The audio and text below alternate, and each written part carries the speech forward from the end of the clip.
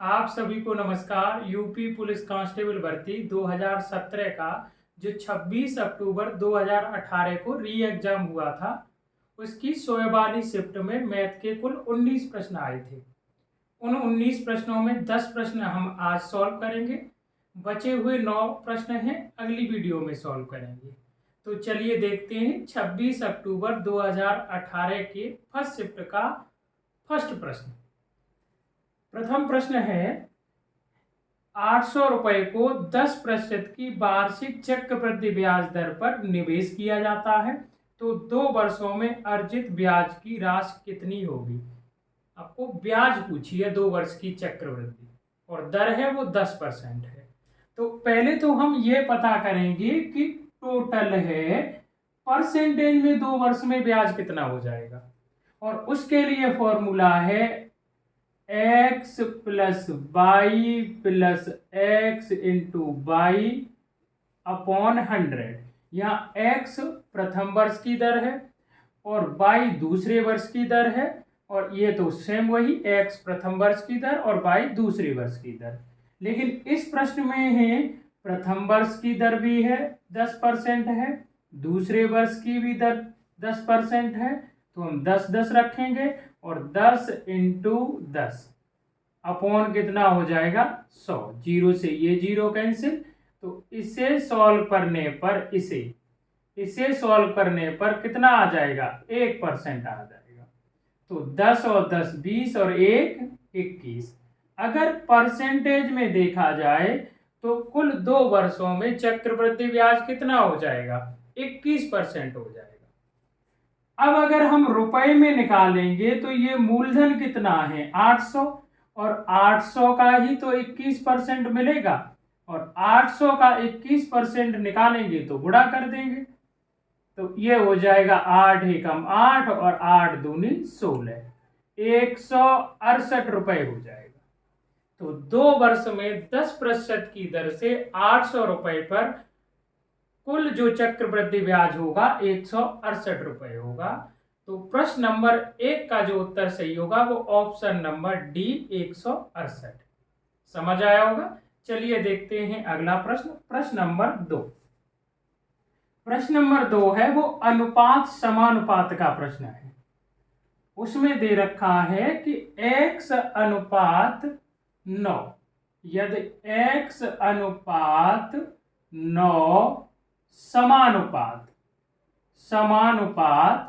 5 अनुपात 22 आपको ये दे रखा है, और पूछा है x इंटू वाई का मान क्या होगा, ये आपसे पूछा है। तो समानुपात का मतलब होता है 2 अनुपातों का आपस में बराबर होना। तो जब 2 अनुपात आपस में बराबर होते हैं तो उनके मध्य पदों का गुणनफल बाह्य पदों के गुणनफल के बराबर होता है। तो बाह्य पद क्या है x और y, तो x और y का जो गुणा होगा वो बराबर होगा। मध्य पद क्या है 9 और 5, 9 पंजे 45, और यही तो आपसे पूछा गया है कि x इंटू वाई का मान बताइए, तो x इंटू वाई का जो मान होगा वो 45 होगा। तो प्रश्न नंबर 2 का जो ऑप्शन सही होगा वो ऑप्शन नंबर बी सही होगा 45। चलिए देखते हैं अगला प्रश्न, प्रश्न नंबर 3। प्रश्न नंबर 3 है,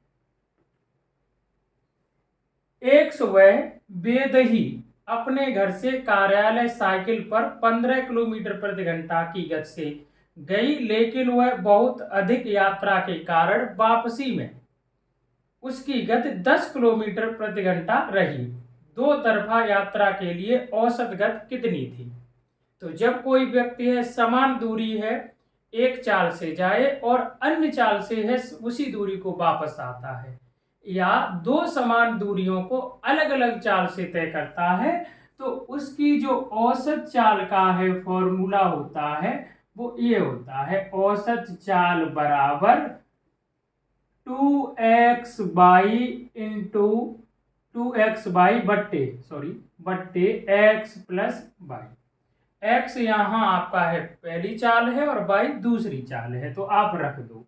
तो यहाँ 2 गुणा 15 गुणा 10, जाने की चाल 15 है, आने की चाल 10 है, और 15 प्लस 10। तो आप जो ये गुणा कर लो, 15 दूनी 30 और ये 300 हो जाएगा बट्टे ये 15 और 10 25। तो आप भाग दोगे 25 एकम 25, 5 बचेगा, 25 दूनी 50। तो जो उसकी औसत चाल हो जाएगी वो कितनी हो जाएगी? 12 किलोमीटर प्रति घंटा। इस टाइप के प्रश्न हैं, अलग अलग वनडे एग्जाम में बहुत आते हैं कि कोई व्यक्ति है एक चाल से जाता है और उसी समान दूरी को दूसरी चाल से वापस आता है, तो इस तरीके से आप सॉल्व कर दोगे। तो प्रश्न नंबर 3 का जो उत्तर होगा वो ऑप्शन नंबर डी सही होगा, 12 किलोमीटर प्रति घंटा। चलिए देखते हैं प्रश्न नंबर 4। प्रश्न नंबर 4 है वो साझेदारी का प्रश्न है। साझेदारी का प्रश्न है जिसमें है दो साझेदार हैं। पहला साझेदार है एक तोरसा है और दूसरे साझेदार का नाम है वो है त्रिशा है। तो तोरसा ने व्यापार को है आरंभ कारोबार को किया है और वो 2250 रुपए लगा के आरंभ किया है और कुछ समय बाद है त्रिशा उस कारोबार में सम्मिलित हुई है 2880 रुपए लेके और कारोबार 12 महीने तक चला है और 12 महीने बाद दोनों के बीच जो अनुपात लाभ का अनुपात है वो है 25:24। तो आप ध्यान रखना कि जब दो या दो से अधिक व्यक्ति किसी आपका है व्यापार को करते हैं तो जो उनके लाभ का अनुपात होता है किसने कितनी पूंजी लगाई और कितने समय तक लगाई, मतलब जो प्रॉफिट शेयरिंग रेशियो होगा C इंटू टी, लाभ बराबर होगा पूंजी गुणा समय। तो तोरसा ने तो व्यापार स्टार्ट किया है, तोरसा ने व्यापार स्टार्ट किया है, 2250 रुपए लगाए हैं, 12 महीने तक व्यापार चला है, इसका मतलब है तोरसा का लाभ ये हो जाएगा, उसकी पूंजी है और ये 12 महीने उसका समय है। त्रिशा कुछ समय बाद आई है और मैंने माना कि त्रिशा ने अपने रुपए हैं X महीने के लिए लगाए हैं, तो त्रिशा का ये लाभ हो जाएगा पूंजी गुणा समय। अब इसे सॉल्व करेंगे तो ये है कैंसिल हो जाएगा, 0 से 0, 12 से डिवाइड करेंगे, 12 दूनी 24, 12 चौके 48। तो हमने जो इन दोनों के लाभ का अनुपात बनाया वो 225:24x हुआ, लेकिन जो प्रश्न में दे रखा है वो दे रखा है 25:24। अब ये अनुपात और ये अनुपात दोनों अनुपात आपस में क्या है? बराबर। और जब दो अनुपात आपस में बराबर होते हैं तो उनका क्रॉस मल्टीप्लाई कर देते हैं, तो इसके 25 का गुणा है 24 के x के साथ हो जाएगा और बराबर 225 के साथ 24 का गुणा होगा। तो 24 से ये 24 कैंसिल हो जाएगा, 25 निम्मा है 225, तो x बराबर कितना आ जाएगा? 9 माह। इसका मतलब ये है कि त्रिशा के जो रुपए लगे रहे हैं वो 9 महीने तक लगे रहे हैं।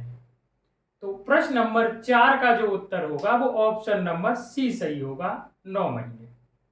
समझ आया होगा, सिंपल प्रश्न है। चलिए देखते हैं नेक्स्ट प्रश्न, प्रश्न नंबर 5। प्रश्न नंबर 5 है वो डिस्काउंट का प्रश्न है कि एक खिलौने को है दो लगातार या आपका है क्रमशः छूट के साथ बेचा जाता है और खिलौने का जो अंकित मूल्य है वो 1800 रुपए है। उस पर पहली छूट 20% की दी जाती है, दूसरी छूट 15% की दी जाती है। तो खिलौने का विक्रय मूल्य पूछा है, तो खिलौने का जो विक्रय मूल्य होगा अंकित मूल्य कितना है? 1800 रुपए। पहली छूट 20% की दी गई तो इसका मतलब यह है 20% की छूट देने के बाद कीमत कितनी बची? अंकित मूल्य का 80%। अब यह कीमत बची और इस पे दूसरी पर आपका छूट दी गई है, वो दी गई है 15% की, और 15% की छूट देने के बाद जो बचेगा वो आपका 85% बचेगा। अब इसे आप सॉल्व कर लोगे, 0 से 0 कैंसिल, 20 चौके 80 और 20 पंजे 100, और 5 से इसे डिवाइड करोगे तो कितना हो जाएगा? ये हो जाएगा 17। 5 से आप डिवाइड करोगे 17 हो जाएगा, 18 चौके 72, और 72 और आप है 17 का गुणा करोगे तो 17 दूनी 34, और फिर 17 सत्ते 119, तो 122 हो जाएगा। तो दोनों छूट देने के बाद खिलौने का विक्रय मूल्य होगा वो 1224 रुपए होगा। सिंपल प्रश्न है, सीधा कर दो। 20% की छूट दी है, 20% आप हटा दो, 80% रह गई कीमत। फिर इस कीमत पर 15% की छूट दी है, 15% हटा दो, 85% रह गई। तो वस्तु का जो विक्रय मूल्य होगा, यानी खिलौने का जो विक्रय मूल्य होगा वो 1224 रुपए होगा। तो प्रश्न नंबर है 5 का जो ऑप्शन सही होगा वो ऑप्शन नंबर बी सही होगा, 1224।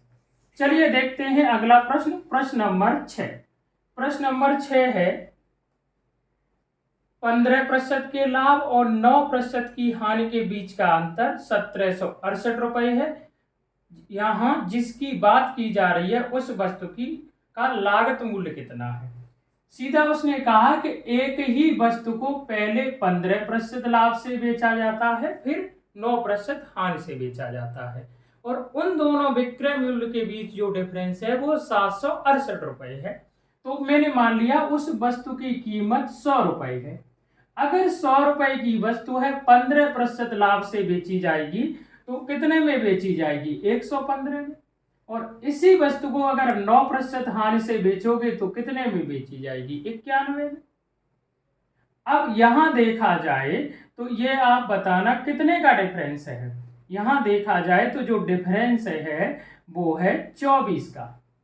डिफरेंस कितने का है? 24 का। अब दोनों विक्रय मूल्य के बीच यहाँ रेशियो के अनुसार 24 का डिफरेंस है, लेकिन रियल में है वो 768 रुपए है। तो एक इकाई का मान कितना आ जाएगा? 24 तिया 72, 24 दूनी 48। तो एक इकाई का वास्तविक मान 32 रुपए आ जाएगा, और वस्तु का क्रय मूल्य पूछा है तो 100 में गुणा कर दोगे तो कितना निकल के आ जाएगा? क्रय मूल्य 3200 रुपए निकल के आ जाएगा।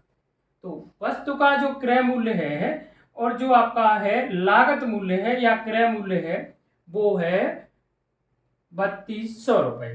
प्रश्न नंबर 6 का जो उत्तर सही होगा वो ऑप्शन नंबर सी सही होगा। चलिए देखते हैं नेक्स्ट प्रश्न, प्रश्न नंबर 7। प्रश्न नंबर 7 है, प्रश्न नंबर 7 है 8% की वार्षिक साधारण ब्याज पर 5 वर्ष में 1980 रुपए का ब्याज कितना होगा। साधारण ब्याज का प्रश्न है और सिंपल प्रश्न है, तो साधारण ब्याज निकालने का जो फॉर्मूला है वो क्या है? P into R into T upon 100। मूलधन गुणा दर गुणा समय बट्टे 100। मूलधन यहाँ पर 1980 रुपए है, और दर है जो आपकी है वो 8% है, और समय है वो है 5 वर्ष है, बट्टे कितना हो जाएगा? 100। सीधा फॉर्मूला लगा दो, एक सिंपल प्रश्न है, कोई शॉर्ट ट्रिक लगाने की आवश्यकता नहीं है। अब इसे सॉल्व करेंगे, 0 से 0 कैंसिल, 5 से ये 2 और 2 से ये कितना हो जाएगा? 4। तो 4 का इसमें गुणा करेंगे, 8 चौके 32 हासिल 3, 9 चौके 36 और 3 आपका है 39 हासिल 3, 4 एकम 4 और 1 7। तो ये साधारण ब्याज है कुल 5 वर्ष का 8% की दर से 1980 रुपए पे जो हो जाएगा वो 792 रुपए हो जाएगा। तो प्रश्न नंबर 7 का जो उत्तर होगा वो ऑप्शन नंबर डी सही होगा। समझ आया होगा। चलिए देखते हैं नेक्स्ट प्रश्न, प्रश्न नंबर 8। प्रश्न नंबर 8 है, प्रश्न नंबर 8 है किसी प्रवेश परीक्षा में अर्हता प्राप्त करने के लिए अधिकतम अंक 600 में से 522 अंकों की आवश्यकता होती है। प्रतिशत में कट ऑफ क्या है?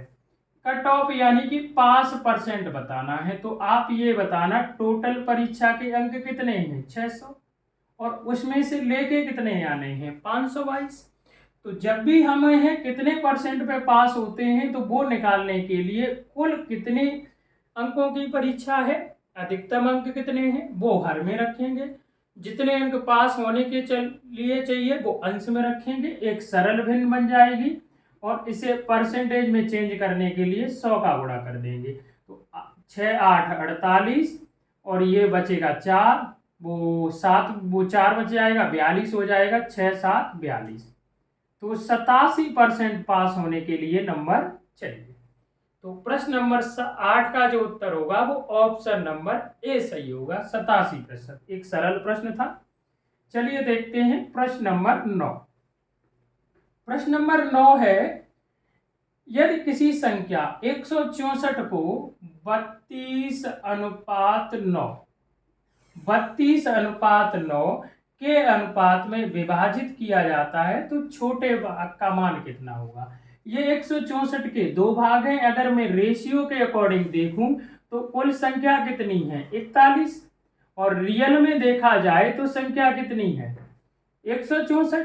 तो एक इकाई का जो मान निकल के आ जाएगा वो कितना निकल के आ जाएगा 4, और रेशियो में जो संख्या छोटी होगी जो वही छोटा भाग रियल में भी होगा। एक इकाई का मान 4 है, छोटा भाग 9 इकाई है, तो 9 चौके 36।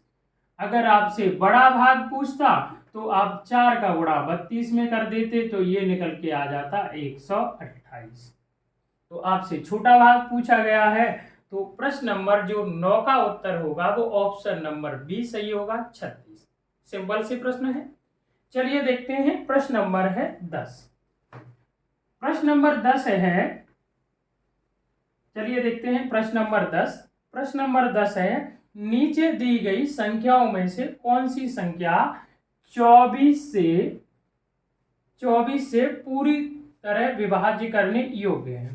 जिसमें ऑप्शन है 14,744, दूसरा जो ऑप्शन है वो 28,856, और तीसरा जो ऑप्शन है वो है 43,976।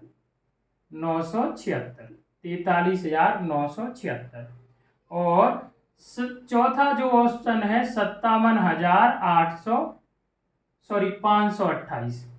528। अब उसमें आपको ये बताना है कि इन चारों संख्याओं में 24 से कौन सी विभाज्य है। अगर 24 का अलग अलग भाग दोगे तो टाइम बहुत बेस्ट होगा। तो हम अब ऐसी दो इसके 24 के गुणनखंड देखेंगे। हम इसके ऐसे दो 24 के गुणनखंड देखेंगे जो कि है संख्या को आपका है पूर्णतः 24 को डिवाइड करें, या सीधा है किसी संख्या का जो फैक्टर होता है उस संख्या को डिवाइड करता है। तो वो क्या हो जाएंगे 8 और 3, वो क्या हो जाएंगे 8 और 3 हो जाएंगे। जो संख्या है 8 और 3 से डिवाइड होगी वो 100% 24 से होगी। अगर जो संख्या 8 और 3 से नहीं डिवाइड होगी वो 24 से भी नहीं होगी। तो पहले हम जो चेक करेंगे वो चेक करेंगे 3 का विभाज्यता का नियम। 3 का विभाज्यता का नियम है अंकों का योग। यदि किसी संख्या के अंकों का योग 3 से डिवाइड है तो वो संख्या भी होगी। चलो इसे ऐड करो, 5 5 और ये 7 12, 12 और 4 16, 16 और 4 20। क्या 20 में 3 का भाग चला जाएगा? नहीं जाएगा, तो ये संख्या तो नहीं होगी। अब इसे आप जोड़ो, 10 10 और 8 18, 18 और ये 5 है 23, 23 और 6 29।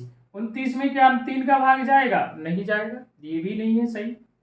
4 और 3 7, 7 और 9 16, 16 और ये 23, 23 और 6 29। 29 में 3 का भाग नहीं जाएगा, ये संख्या विभाजित नहीं होगी। अब इसे जोड़ लो, 12 12 और 5 17, 17 और ये है 2 19 और 8 27। 27 में 3 का भाग चला जाएगा। तो जब ये बताना ये तीनों संख्याएं 3 से विभाज्य नहीं है तो 24 से कैसे हो जाएंगी, और ये संख्या 3 से डिवाइड है तो 24 से भी हो जाएगी। तो आपका जो ऑप्शन सही होगा वो 57,528 ये संख्या है जो दी गई चारों संख्याओं में है 24 से पूर्णतः विभाज्य होगी। आपको अगर इसमें है मान लिया कि दो ऑप्शन ऐसे मिल जाते जो दोनों ऑप्शन 3 से डिवाइड थे तो फिर हम 8 से चेक कर देते, ठीक है। तो प्रश्न नंबर 10 का जो उत्तर होगा ऑप्शन नंबर डी 57,528। आपको प्रश्न अच्छे से समझ आए होंगे। तो चलिए मिलते हैं अगली वीडियो में बचे हुए प्रश्नों के साथ। धन्यवाद।